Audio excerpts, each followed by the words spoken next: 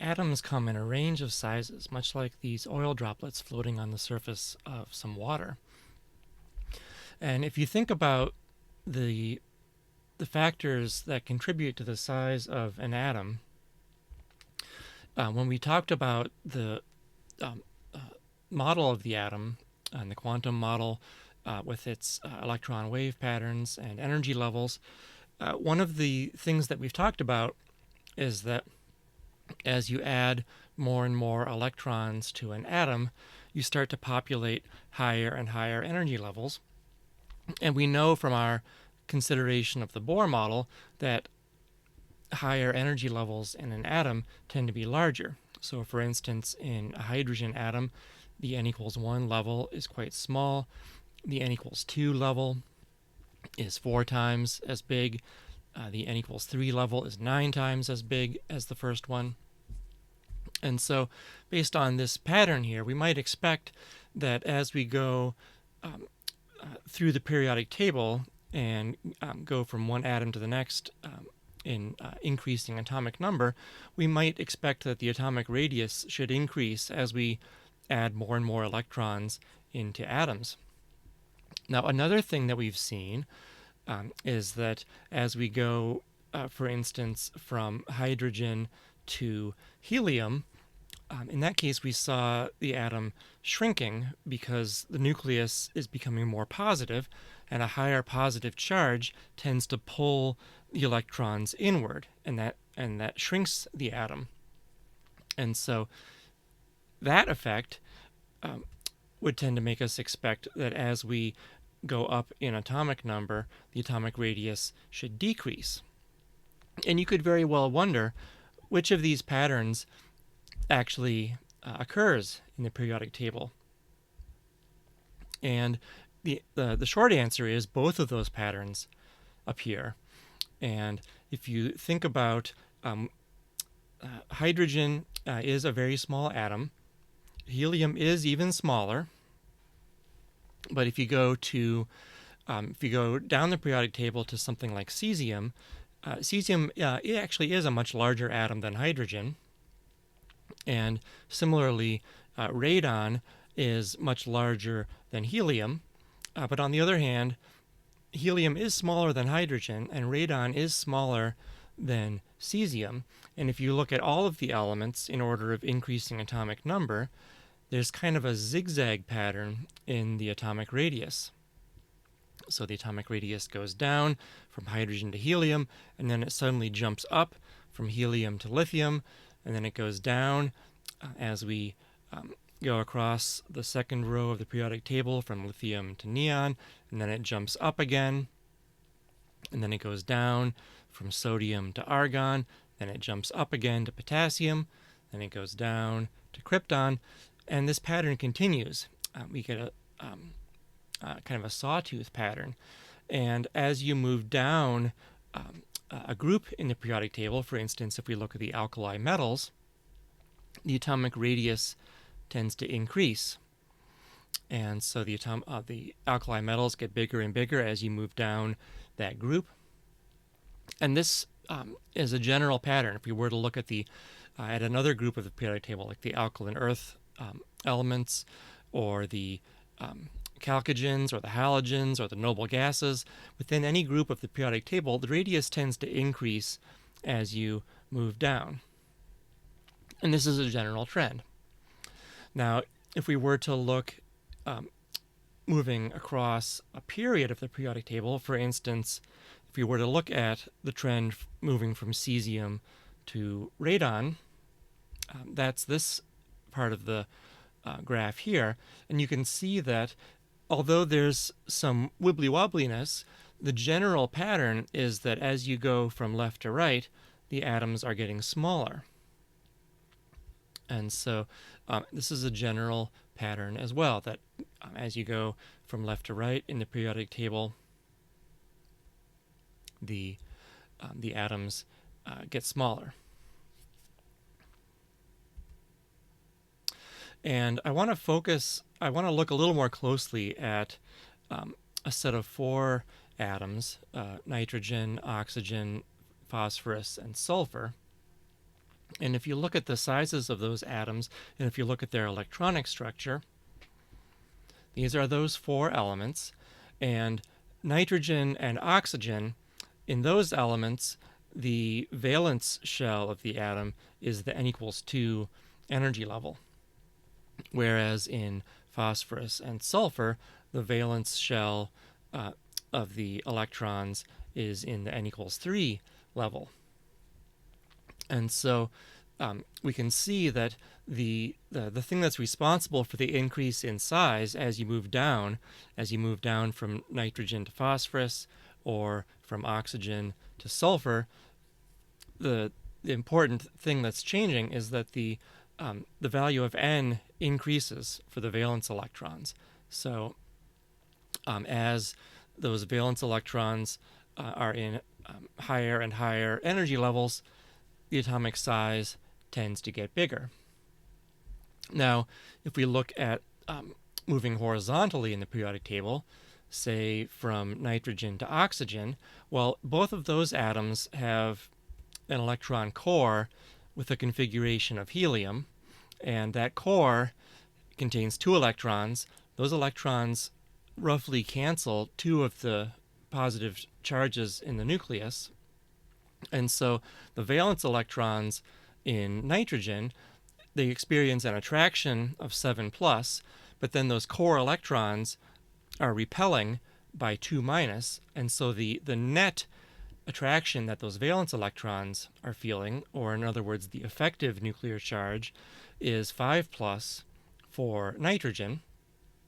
And in oxygen, the core is the same. It's still 2 electrons, but now the nuclear charge is 8+, so the effective nuclear charge pulling in the valence electrons is now 6+. And so that higher effective nuclear charge pulls those valence electrons in and makes oxygen smaller compared to nitrogen. And the same pattern occurs in going from phosphorus to sulfur. In phosphorus, you have 15 positive charges in the nucleus, 15 protons.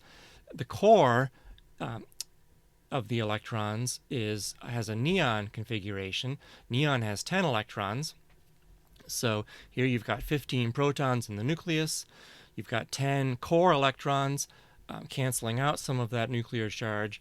And so the effective nuclear charge that's experienced by the valence electrons is 5+, the same as it was in nitrogen. And then in sulfur, you have a charge of 16+ in the nucleus. And again, that neon core has a charge of 10-, and so the valence electrons experience an effective attraction, an effective nuclear charge of 6+, which again is the same as in oxygen. And so for going from nitrogen to oxygen or going from phosphorus to sulfur, there's an increase in the effective nuclear charge that's pulling in those valence electrons, and that causes the atoms to shrink. So the increase in the valence energy level causes atoms to get bigger as you move down in a group, and the increase in the effective nuclear charge causes atoms to get smaller as you move from left to right across a period. And there are other atomic properties that are affected by these same 2 effects. And the one that we're going to look at next is the ionization energy of an atom. Now, ionization energy is something that we've mentioned in the past, and now we're going to look at it a little more closely. Ionization energy is the energy that it takes to completely remove one electron from an atom. So, for instance, this is a picture of the electron energies in a nitrogen atom. It's not drawn to scale, but it gives you the general idea. And if we wanted to ionize nitrogen, if we wanted to strip off an electron, we would have to put in energy to remove one of those 2p electrons. And the amount of energy that we have to put in is called the ionization energy. And that ionization energy is going to be affected by the same things that affect atomic size. It's going to be affected by the valence energy level n, and it's going to be affected by that effective nuclear charge that's attracting the valence electrons. So here's our periodic table, and here is the graph of ionization energies as we move through the periodic table. And so we can see that, again, just like with atomic size, there's a distinctive sawtooth pattern. This time, as we move down a group, for instance in the alkali metals, the ionization energy decreases. And that's because the atoms are getting larger, those outer electrons are being held less and less tightly. And similarly, if we were to move across a period, for instance from rubidium to xenon, that is this section of the graph, and we can see that the general trend, although there's some fluctuation, the general trend is that moving from left to right causes the ionization energy to increase. And that's the general pattern moving from left to right across the periodic table. Now, if you consider these two patterns together, ionization energy gets smaller as you move down the periodic table. Conversely, it gets larger as you move up in the periodic table. Likewise, ionization energy increases from left to right. So the elements that have the highest ionization energy are going to be the ones in the upper right corner of the periodic table. And those are the nonmetals. So if I change my color scheme here, the metallic elements, which tend to be in the lower left section of the periodic table, they all have relatively low ionization energies, whereas the nonmetals in the upper right part of the periodic table have much higher ionization energies. And if you actually look at the metals versus the nonmetals, here I've got the metal elements in a dark gray. I've got the nonmetals in a light gray. The metalloids are kind of in a medium gray. And there's a very clear cutoff at an ionization energy of about 1.5 attojoules, that is 1.5 times 10 to the minus 18 joules. And all of the atoms with ionization energies less than that behave as metals. A couple of them are metalloids, but all of the metals are below that level, and all of the nonmetals are above that level. There's only one exception. There's one metal that has a high ionization energy that's above 1.5 attojoules, and that's over here. That's mercury. And if you think about it, mercury is kind of a weird metal. It's a liquid at room temperature, and the fact that it has an unusually high ionization energy is related to mercury's unusualness. So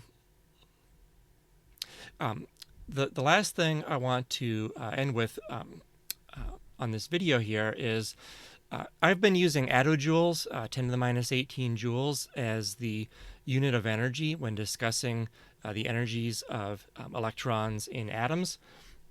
But I want to connect this with energies that are associated with chemical reactions. And when people are discussing chemical reactions, the energy unit that tends to be used is a kilojoule per mole. And so if we just change the energy axis here from attojoules to kilojoules per mole, you can see that the cutoff between metals and nonmetals is about 900 kilojoules per mole. Metals are easier to ionize than that. Nonmetals are harder. And so that finishes our discussion of periodic trends in the periodic table, and I will see you next time.